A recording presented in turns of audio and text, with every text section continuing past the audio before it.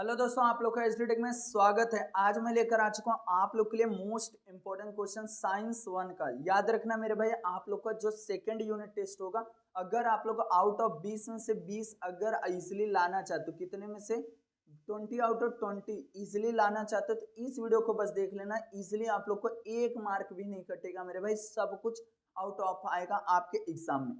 सबसे पहले आप लोग को बता दूं कितना लेसन आप लोग के एग्जाम में आने वाला है। तो इसके लिए सबसे नीचे आप लोग को जाना रहेगा, क्योंकि सबसे नीचे ही आप लोग को सब्जेक्ट वाइज दिया है कितना कितना लेसन आने वाला है मेरे भाई। सबसे पहले यहाँ पे देखोगे, इसी से बता रहा हूँ, ध्यान से सुनना। जिसे यहाँ पर साइंस 1 का बात कर रहा हूँ, तो मेरे भाई 4 लेसन है, 4 में से सिर्फ 2 लेसन आएगा। कौन सा? रिफ्लेक्शन ऑफ लाइट और स्टडी अदर साउंड।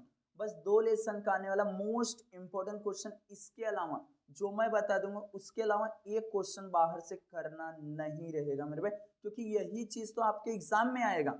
इसके लिए बोल रहा हूँ अच्छी तरीके से इस वीडियो को देख लो और जितना उसके वीडियो को शेयर कर दो। 11वें लेसन पे चलता हूँ, एक एक चीज बताता हूँ। फटाफट अपना बुक टेक्स्ट बुक निकाल लो। इसके अलावा कहीं यूट्यूब पर कोई भी बताएगा नहीं आपको कि कौन सा क्वेश्चन आ सकते हैं। इसके लिए बोल रहा हूँ, अभी तक चैनल को सब्सक्राइब नहीं किया तो चैनल को फटाफट सब्सक्राइब कर लो यार, क्योंकि हम लोग 100 के बहुत नजदीक हैं और आपके ही वजह से मेरा 100 के होगा, इतना भी मैं समझ रहा हूँ। तो सबसे पहले यहाँ पर 11वें लेसन पे चलता हूँ। 11 12 दो ही लेसन आएगा, तो दोनों लेसन एकदम बेहतर बता देता हूँ कौन कौन सा क्वेश्चन आपके एग्जाम में पूछे जाएंगे। उसके अलावा कुछ भी नहीं आएगा, कुछ भी नहीं आएगा, तो कुछ भी नहीं आएगा। बस उस चीज को करके चले जाना जितना मैं क्वेश्चन। हाँ, रिफ्लेक्शन ऑफ लाइट एकदम बेहतर तरीका बता रहा हूँ कौन कौन सा क्वेश्चन। सबसे पहले यहाँ पर व्हाट इज दिस लाइट आप लोगों से पूछा जाएगा, बस इतना आप लोग को पढ़ना है, इतना ही पढ़ना है। What is this light? Light is the actually electromagnetic radiation which case of sensation of vision. बस इतने आप लोग को यहाँ से कर लेना, आप लोग को एक मार्क इजिली हो जाए। अब आएगा आपके एग्जाम में what is the mirror. Surface से लेकर यहाँ तक आप लोग को एक पॉइंट और दूसरा पॉइंट ए, इतना याद करना। व्हाट इज दिस मिरर, एक क्वेश्चन आपके एग्जाम में पूछा जाएगा, तो पूछा जाएगा, याद रखना। आईएमपी में दे रहा हूं तो मतलब दे रहा हूं, इसलिए कर लेना। अब एक क्वेश्चन आएगा, what is this, how many types of the mirror, plane mirror, spherical mirror. ये दो क्वेश्चन आप लोग को यहाँ फिलिंग द ब्लैंक्स के लिए पूछा जा सकता है। अब उसके बाद how to made a plane mirror, ये सब नहीं पूछेगा। हाँ, थोड़ा सा ए वाला से पढ़ लेना, क्योंकि ये एग्जाम में आते हैं। यन से नंबर्स ऑफ इमेज, ए से एंगल, बस ए यहाँ पर 1, अभी सपोज मान लो 360 है, -1 अपॉन यहाँ पर ए दिया है।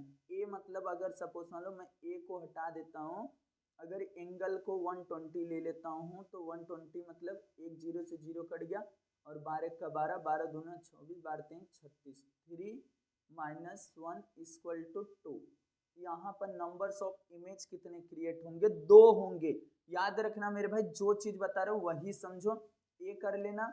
उसके बाद आप लोग को यहाँ से कुछ भी नहीं। हाँ, how to made a plane how many types of the spherical mirror, there are 2 types. कौन सा? देखो, कनकेव मिरर और कन्वेक्स मिरर। बहुत इजी है। यहाँ पर इनर है, यहाँ पर आउटर है, यहाँ पर कनकेव है और यहाँ कन्वेक्स है। इसका क्या क्या चीज आपके एग्जाम में पूछेगा? यूज और डिफरेंट बिटवीन, याद रखना, यूज डिफरेंट बिटवीन और ये दोनों का define.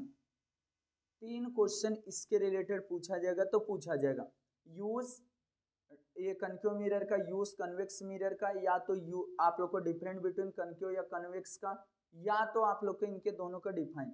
Very very IMP question है, स्टार मार्क का जितना बना सकते हो बना लो मेरे भाई। ये क्वेश्चन आपके एग्जाम में आएगा, आएगा तो आएगा। एक क्वेश्चन इस बार नहीं आएगा, अगर पढ़ना रहेगा तो देख सकते हो। हाँ, ये तीनों रूल आप लोग को डायग्राम के साथ करना है, first second third. Very very IMP question है, इसको भी आप लोग को समझना है। एंड यहाँ से कुछ भी नहीं, हाँ इस नहीं करना है, वो आता नहीं एग्जाम में। हाँ, और आगे चलते हैं। हाँ, यूज अभी जस्ट मैं पहले बता दिया, यूज ऑफ द कनकेव और use of the convex mirror. IMP तो आईएमपी है, एग्जाम में आएंगे तो आएंगे, याद रखना जितना क्वेश्चन बोल रहा हूँ। हाँ, ये साइन वाला जो दिया गया है 4 पॉइंट है, चारों पॉइंट को अच्छी तरीके से पढ़ लेना। रीड, रीड करके ही जाना, क्योंकि एक्सरसाइज में इसके हाँ यहाँ से मिरर का फार्मूला 1 मार्क के लिए पूछा जाता है। जो बता रहा हूँ बस वही करना है और बाकी ज्यादा दिमाग नहीं लगाना है। अब यहाँ से क्वेश्चन हो पहला, बस डिफरेंट बिटवीन करना है कनकेव मिरर कन्वेक्स मिरर का, और इसमें से एक सोलार डिवाइस वाला करना है और एक दो क्वेश्चन यहाँ से 3 क्वेश्चन करना और एक ए वाला दूसरा। हो गया पूरा पूरा जो चैप्टर था पूरा क्लियर हो गया। अगर ए वाला देखना रहेगा देख सकते हो, बाकी ये चैप्टर आप लोग का अगर 10 मार्क का हो रहा है तो 10 में से 10 आप लोग इजीली ला दोगे, इसके अलावा एक भी क्वेश्चन आएगा नहीं। अब आ जाता है स्टडी ऑफ द साउंड। इसमें से क्या करना है, स्टडी ऑफ द साउंड में लॉन्गिट्यूडनल वेव, ट्रांसवर्सल वेव, ये नहीं आता एग्जाम में। पहले बता रहा हूँ जो आएगा बस वही बताऊंगा, उसके अलावा कुछ भी नहीं बताऊंगा।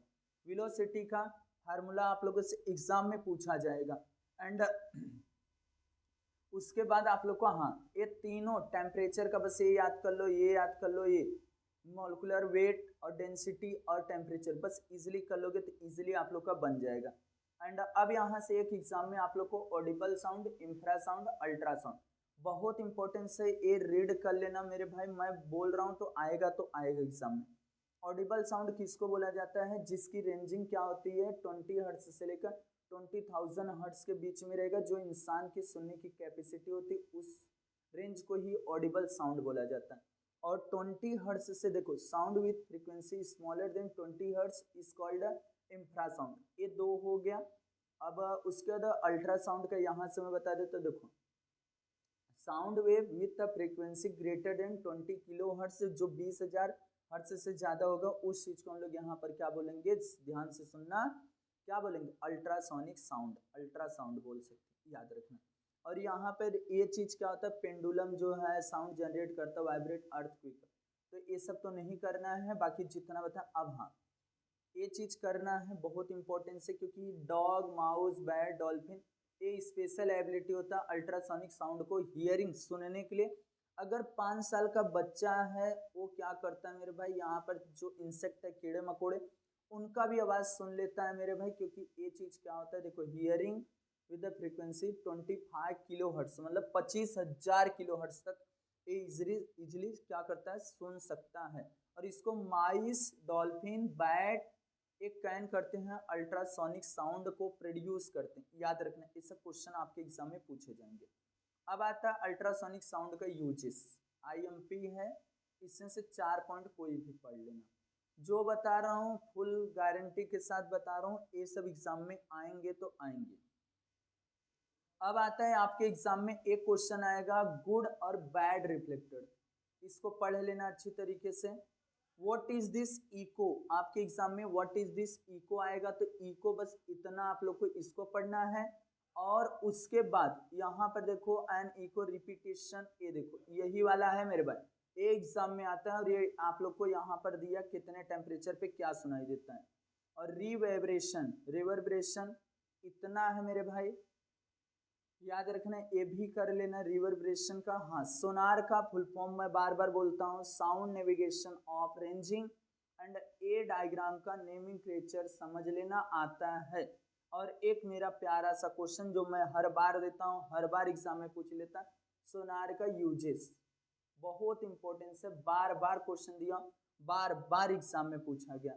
एंड सोनोग्राफी से कुछ नहीं आएगा। हाँ ह्यूमन ईयर के नेमिंग क्रेचर टाइस पूछा जा सकता, आउटर, मिडल और एक इनर, ये तीनों टाइस और इनके बारे में थोड़ा थोड़ा जान लेना बस।